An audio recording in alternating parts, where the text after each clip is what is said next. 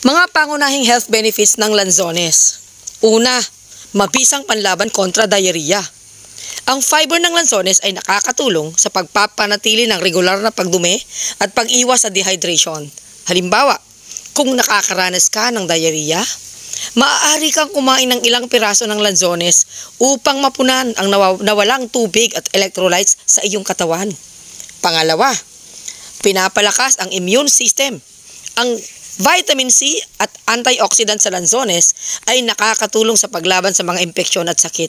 Halimbawa, kung may sipon at ubo ka, sipon o ubo, maaari kang kumain ng lanzones upang mapalakas ang iyong resistensya at mapabilis ang iyong paggaling.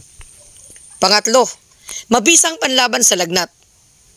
Ang lanzones ay may antipyretic property na nakapagpapababa ng temperatura ng katawan. Halimbawa, kung may lagnat ka, maaari kang uminom ng sabaw o juice mula sa balat ng lanzones upang mapababa ang iyong lagnat.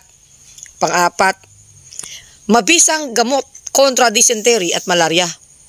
Ang balat at buto ng lanzones ay may antimicrobial at antiviral properties na nakakapatay ng mga mikrobyo at virus na sanhi ng mga sakit na ito.